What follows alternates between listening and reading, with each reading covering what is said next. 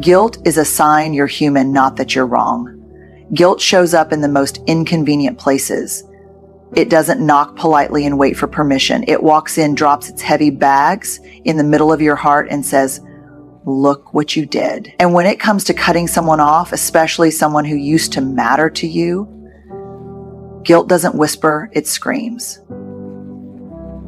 But here's something I want you to hear, really hear. Guilt is not always a signal that you've done something wrong. Sometimes it's simply proof that you're human, that you care, that you have a heart that wrestles with tough choices instead of pretending they're easy. One of the hardest things I've learned in my research and in my own life is that our emotions don't always show up in clean categories. They're messy. They overlap. Guilt, for example, often shows up wearing the mask of grief. You think you're feeling guilty for walking away when really you're grieving the version of the relationship you hoped for. Or maybe you're mourning the part of you that kept showing up even when it hurt. That's not something to feel ashamed about. That's something to honor. There's a kind of guilt that's healthy. That kind of guilt says, hey, you acted out of alignment with your values. Let's own it. Let's repair it. But that's not what we're talking about here. The guilt you feel after cutting someone off is often a byproduct of choosing yourself in a world that glorifies self-sacrifice. Especially if you're someone who's been the fixer, the listener, the peacekeeper. Walking away feels like breaking your identity. And guilt loves to rush in and say, see, you're not who you thought you were. But what if you are? What if this is actually you becoming more of who you were always meant to be? When I talk to people who have had to make the excruciating choice to walk away, whether it's from a friend, a family member, or a partner, the guilt is almost always tangled up with the question, did I do the right thing? And the answer isn't always black and white, but what I've found is this: if you left because you couldn't grow in that space, if you left because staying meant losing pieces of yourself a little at a time, then yes, you did the right thing. Our brains are wired for connection. We're biologically built to maintain bonds. So when we break them, even for our own survival, it feels unnatural. You're going against a deep part of your wiring. But you know what else is in your wiring? The drive for authenticity, the need for safety, the desire to live in alignment with your values. And let's be real, if guilt were a reliable moral compass, the most self-abandoning people on this planet would be saints. But we know that's not true. Guilt doesn't always mean we've done harm. Sometimes it means we've chosen not to keep being harmed. That's a huge distinction. I want to invite you to hold space for both the tenderness and the strength inside you. You're not heartless for protecting your peace. You're not selfish for saying enough. You're someone who felt the ache and made the hard call anyway. That's not a flaw, that's courage. And if you're still carrying guilt, if it's still clinging to your decisions like a shadow, ask yourself this: is this guilt trying to teach me something, or is it trying to keep me small? Because only one of those deserves your attention. Let the rest go. Boundaries are a function of self-respect, not punishment. People often misunderstand boundaries. They hear the word and picture walls, cold, hard, unscalable. Like boundaries are something you put up to shut people out, to punish, to control. But that's not what boundaries are. Not when they're healthy. Not when they're rooted in love and self-respect. Boundaries aren't about keeping people out. They're about making sure what comes in is respectful, honest, and safe. The most compassionate, grounded, and open-hearted people I've ever interviewed were also the ones with the strongest boundaries. That might sound contradictory at first, but it's not, because when you're clear about what's okay and what's not okay with you, when you honor your own limits, you create space for authentic connection, not performative harmony. Think about it. How many times have you found yourself saying yes when your whole body wanted to say no? How many times have you swallowed your discomfort just to keep the peace?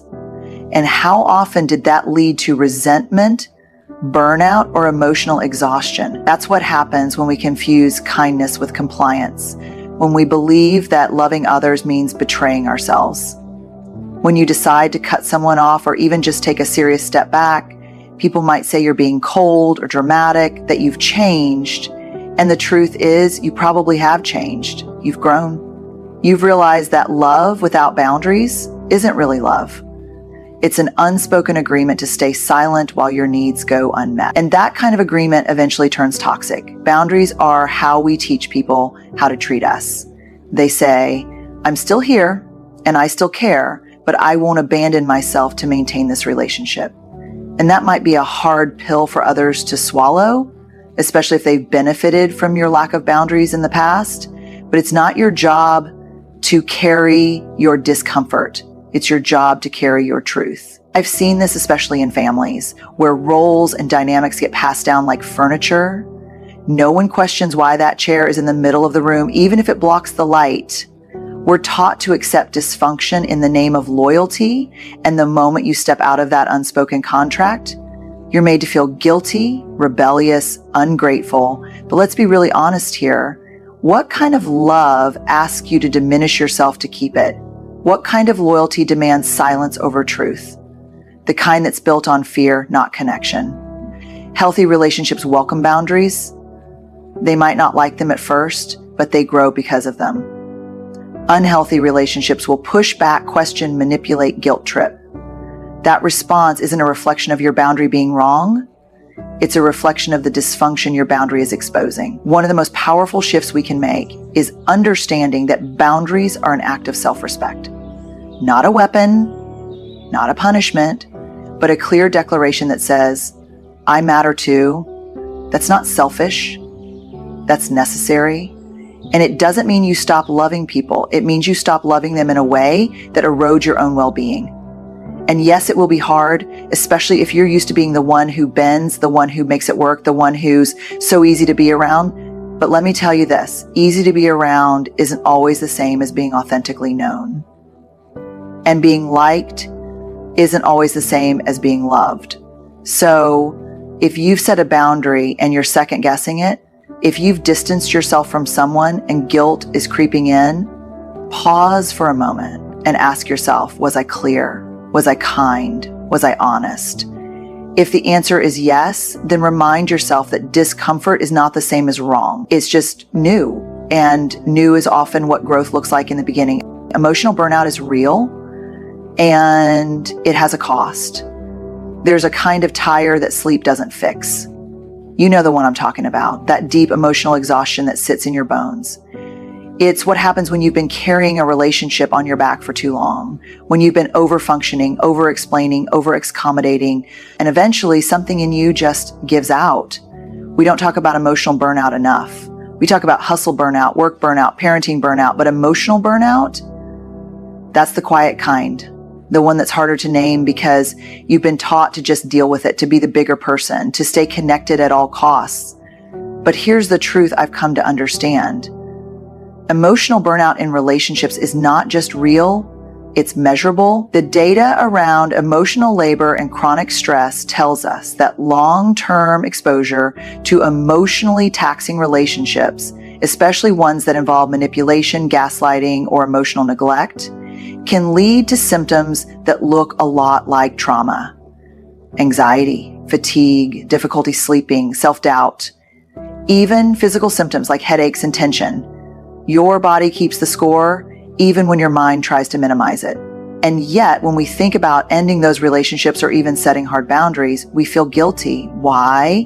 Because somewhere along the line, we internalize this message. If you were a better friend, daughter, partner, coworker, you'd be able to handle it. But let's reframe that. Maybe it's not that you're too sensitive. Maybe it's that the dynamic was too draining. The people who reach that breaking point often aren't the ones who didn't try. They're the ones who tried too hard for too long, the ones who kept showing up, giving benefit of the doubt, making excuses, staying hopeful until they found themselves staring at the ceiling at 2 a.m. wondering, why do I feel so empty? I've sat across from too many people who have come to that moment of clarity, and it's not usually a dramatic event that gets them there. It's a slow build, a quiet realization that they've been ignoring themselves, that the cost of staying is their peace, their energy, their sense of worth, and the guilt that shows up when they choose to walk away. That guilt isn't about having done something cruel. It's about finally saying, I matter too, And for some of us, that's a brand new sentence. That's where the discomfort lives, not in the act of leaving, but in finally honoring a truth we've spent years pushing down. Let me be clear. Emotional burnout is not a weakness. It's not a failure. It's a signal. It's your internal boundary system lighting up and saying, this isn't sustainable. And the only way to recover from that burnout is to make changes. Sometimes small, like adjusting how often you engage. Sometimes massive, like walking away altogether. And no, it won't always be received well, especially if the relationship thrived because you kept overextending yourself. But that reaction isn't your responsibility. Your responsibility is to your well-being, your integrity, and your truth. Cutting someone off, especially when you're emotionally burned out, isn't about revenge. It's about restoration. You're not creating distance to hurt them. You're creating distance because staying close is hurting you. So if you're sitting in the guilt that comes with that decision, I want you to remember this. Protecting your energy is not selfish, it's sacred. And no one else gets to decide how much of yourself you're required to give in order to be good. Only you can decide what's too much. And when it is, you're allowed to choose peace over performance. Every single time. You don't owe anyone unlimited access to you. This is one of the hardest truths to hold, especially for those of us who've been praised for being so easy to talk to, always there, or the strong one.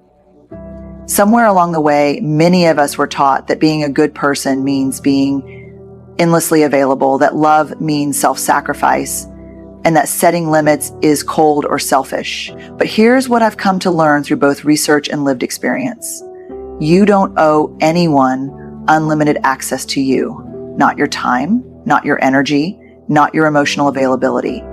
We live in a culture that glorifies overextending ourselves. Saying yes when we're already stretched thin gets labeled as loyalty.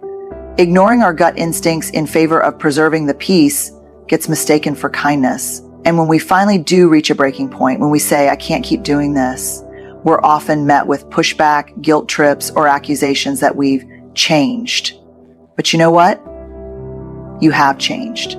Because growth often looks like finally recognizing your own needs and giving them the same weight you've always given everyone else's. It's deeply uncomfortable when we start putting up boundaries in relationships that have never had them.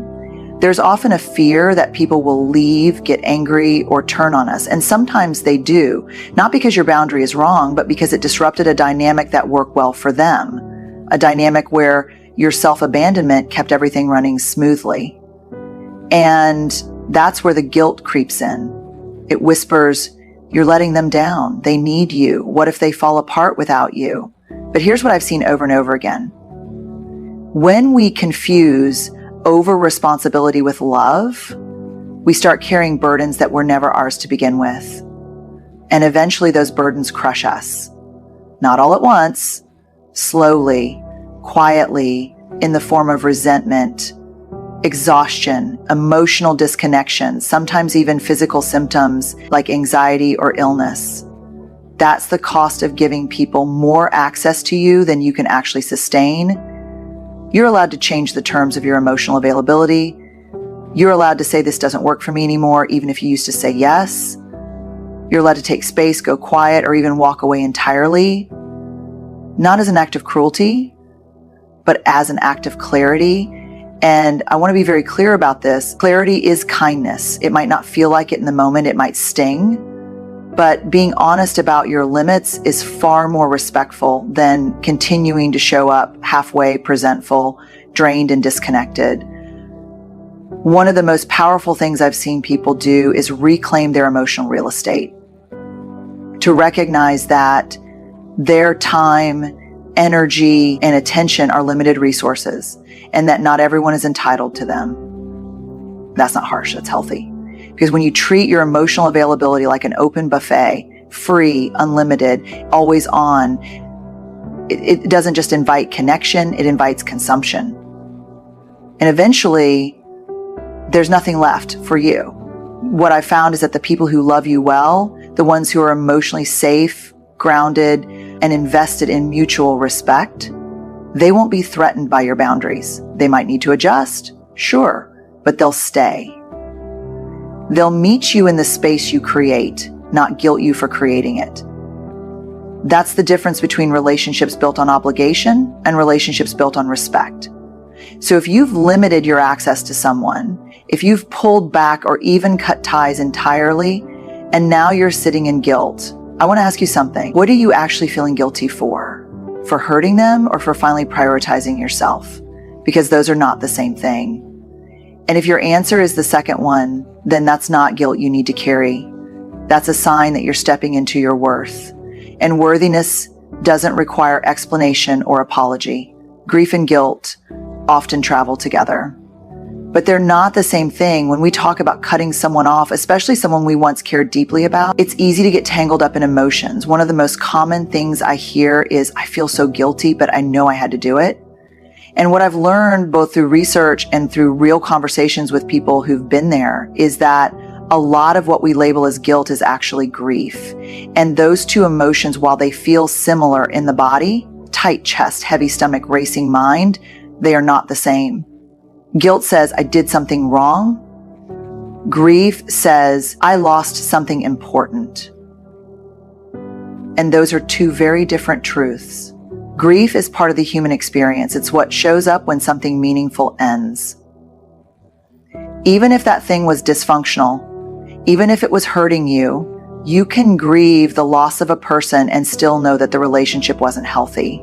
You can miss what was good, the laughter, the history, the connection, while also accepting that the pain outweighed the joy. But most of us weren't taught to separate guilt from grief. We're taught to interpret pain as a sign we've done something wrong. So when we feel the ache of loss after cutting someone off, we assume it means we should go back, that we made a mistake, that we're selfish or cold-hearted. But feeling grief doesn't mean the decision was wrong. It just means it mattered. And that's such an important distinction. You can love someone and still choose yourself. You can miss someone and still know they're not meant to be in your life. You can carry memories with you and still walk away with your head held high. It's not black and white. Human relationships rarely are. They live in the gray. And in that gray space, there's often a lot of discomfort. But discomfort isn't danger.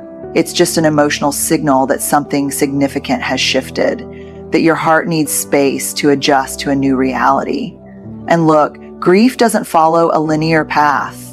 Some days you'll feel strong and grounded. Other days, a song or a smell or a random memory will send you spiraling. That's normal. It doesn't mean you've backtracked. It doesn't mean you're weak. It means you're human. We don't give ourselves nearly enough permission to grieve people who are still alive, especially when it wasn't death, but choice that ended the connection. There's a unique kind of pain in choosing to let go of someone who could still call or text or walk back into your life at any moment, but knowing that allowing them back would cost you more than you're willing to give. That's a sacred grief, one that deserves compassion, not shame. So what do we do with the guilt that's actually grief in disguise? We honor it. We name it. We sit with it and say, I'm allowed to feel this. I'm allowed to mourn the end of something, even if I was the one who ended it. That's not weakness. That's wisdom. That's emotional maturity. And yes, there may still be moments where you wonder if you could have done more, if you gave up too soon, if they've changed, if it would be easier just to go back. But here's what I want you to remember in those moments. You made the decision for a reason that was valid and real. And even if it hurts now, that doesn't make it wrong. It just makes it hard. And hard is something you can handle. So when grief shows up wearing guilt's clothes, don't rush to fix it. Don't silence it. Let it speak. Let it remind you of what you've survived, what you've chosen, and who you're becoming in the process. That version of you, the one who listens to their own needs, honors their worth, and makes hard choices in the name of healing, is someone worth trusting. And trust, more than anything, is how we come home to ourselves. Let's be honest. Cutting someone off, even when it's necessary, rarely feels clean. It's messy. It stirs up guilt, grief, self-doubt, and second-guessing. But what I hope you've heard today is that protecting your peace is not a betrayal. It's not a failure of compassion. It's a bold, brave act of self-respect. You are not here to be endlessly available. You are not here to keep proving your worth through your ability to tolerate pain. You are allowed to choose your well-being. You are allowed to outgrow relationships that can't meet you where you are. And you are absolutely allowed to set the standard for how you will be treated moving forward. This isn't about being hard or closed off. It's about being rooted, grounded, clear. And yes, that clarity might make some people uncomfortable, but don't mistake their discomfort for your wrongdoing.